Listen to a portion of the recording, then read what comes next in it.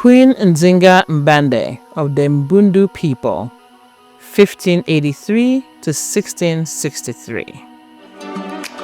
The truth about Africa from Africans. The year is 1520. The first Portuguese traders reached the borders of the Mbundu state of Ndongo, in what is now modern-day Angola, located in the west-central coast of southern Africa. At this time, the Portuguese engaged in regular trade involving resources from the African coast in exchange for mirrors and beads and other Portuguese novelty.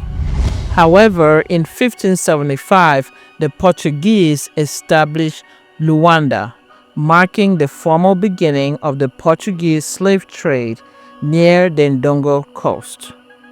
This Portuguese establishment began to encroach on lands belonging to the Mbundu people in about 1617.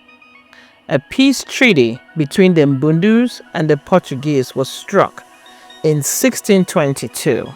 This occurred prior to Nzinga becoming queen. At the request of her brother, she met with the Portuguese to negotiate peace. She was an adept negotiator. She formed a strategic alliance with Portugal in 1622. Facing attacks from rival African aggressors looking to capture people for the slave trade, Nzinga's pact with the Portuguese allowed her to fight enemy tribes to enslave for Portugal in exchange for weapons, an agreement that the Portuguese would cease slave raids on the Mbundu people.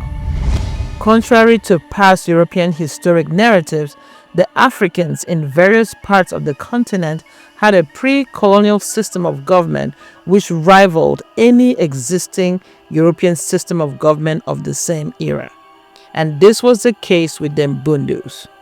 Nzinga, prior to becoming queen, did what any other political leader would do.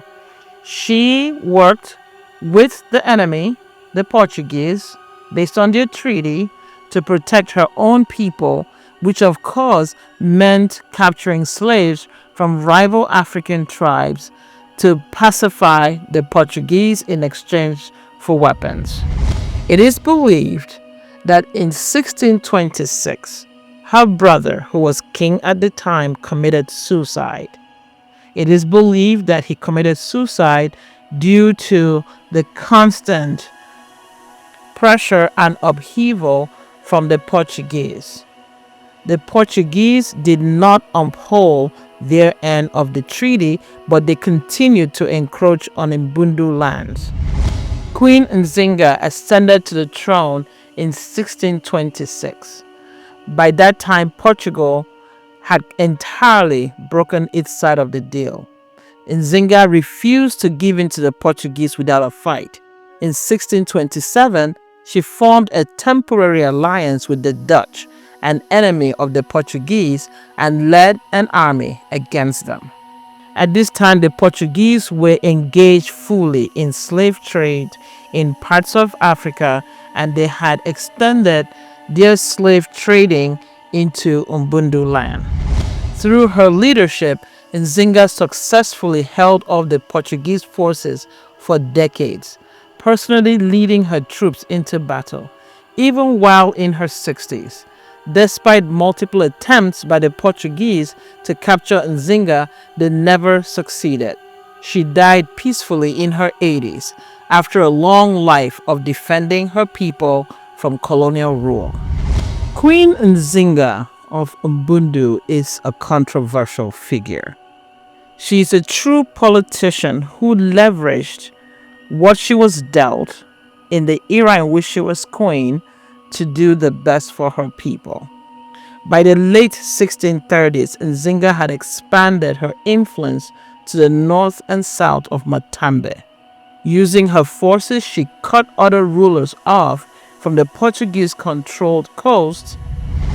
She captured the Guagongo River and bringing the region into her control, and she expanded the slave trade by stealing slaves from enemy African tribes and selling them to the Dutch and even sometimes to the Portuguese in exchange for favors. Thanks to Queen Nzinga, a lucrative slave trade was established with the Dutch. It is believed that they purchased as much as 13 to 15,000 slaves per year from Nzinga as queen, and she continued to send peace offerings or attempts to the Portuguese, trying to balance that precarious relationship between her kingdom, the Dutch, and the Portuguese. During this time, the Portuguese attempted to convert Queen Nzinga to the Christian faith, and the Dutch also attempted to convert her to the Christian faith, but the entire time she played one against the other and refused to be admitted to be a Christian. This remained a contention between her and the Dutch and between her and the Portuguese. In 1641, when the Dutch West India Company worked with the Kingdom of Congo and seized Luanda from the Portuguese, effectively driving them out of the Mbundu, now known as Angola area, the Queen Nzinga used the opportunity to send embassy emissaries to the Dutch-controlled city in the hope of forming a Dutch coalition with her nation. Nzinga requested an immediate alliance and offered to open the slave trade to them, though she was also concerned that they were in league with the Kingdom of Congo, which traditionally was a major rival of the Mbandu people. The Dutch accepted her offer of 1641 and they met at her court. History has it that they came, they brought their wives, and she hosted the Dutch. And in turn, they assisted her in fighting against the Portuguese. Eventually, the Portuguese were routed out with the help of the Dutch. Nzinga moved her capital to Kavanga in the northern parts of Ndongo's former domains. The capture of Luanda also gave Nzinga's kingdom the preeminence in the region. Even though it was temporary, she had overwhelming power over the slave trading business in the region, and it allowed her to build a sizable war camp of, history has it, 80,000 combatants, some of whom were mercenaries, escaped slaves, allies, and her own soldiers from the Mbundu people.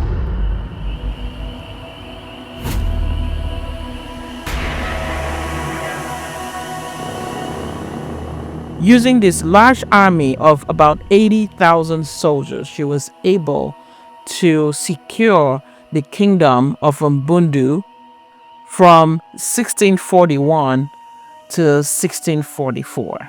It also emboldened Queen Nzinga to go after other African kingdoms.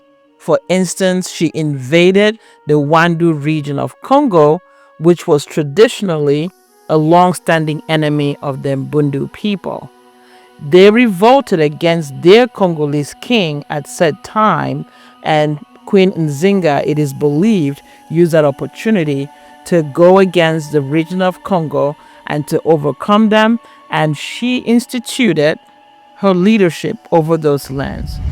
Nzinga refused to withdraw from the region of Wandu. This greatly offended the Congolese king at the time, Garcia II.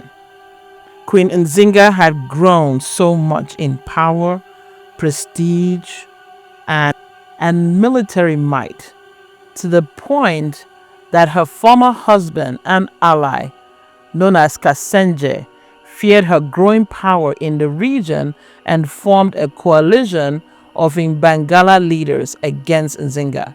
He invaded her lands in Matamba, although he made little progress. Her growing power won her the support of many Ndongan nobles, and they flocked to her side and she was able to collect tribute even in the form of slaves, which she in turn sold to the Dutch in exchange for firearms, thus increasing her military and economic power.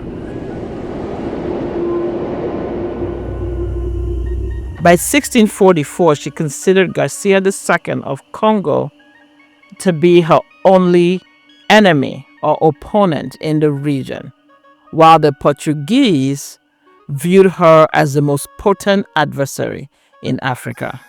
It is so amazing. It is so amazing what Queen Nzinga was able to accomplish. She even had a spy network, which is believed was led by her sister Fungi, who was embedded with the Portuguese and would send inside plans to her sister, Queen Nzinga.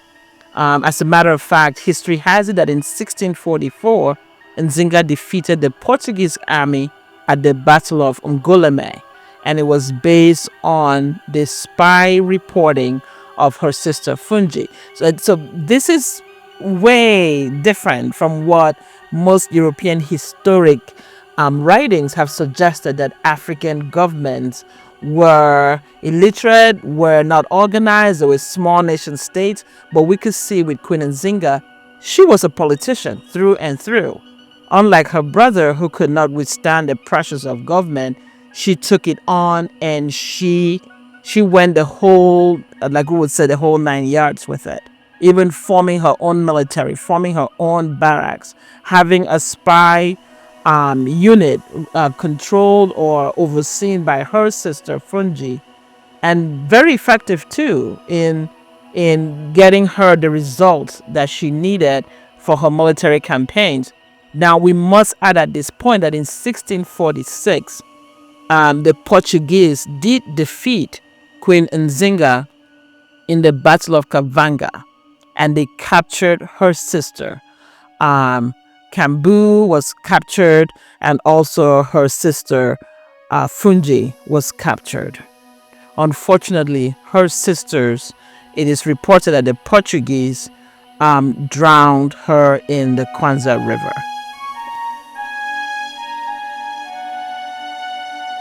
In retaliation, Queen Nzinga laid a siege on the Portuguese capital of Masangano.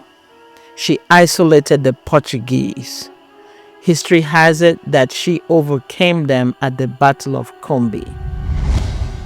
Despite her successes, the people of Africa viewed Queen Nzinga as a controversial figure because of the way she engaged in the slave trade of the day. She benefited from the slave trade of the day. She played the Dutch against the Portuguese in favor of her people and her kingdom. And while this is true, it also speaks to the strength of this woman as a female leader. Way before the modern era, she was able to harness political strategy, military might, and diplomatic engagement to build her kingdom into such a huge spans of land and peoples. And she held the Portuguese at bay for her entire life. And she worked with the Dutch to maintain control over her territory and over the slave trade. It's amazing what she was able to accomplish.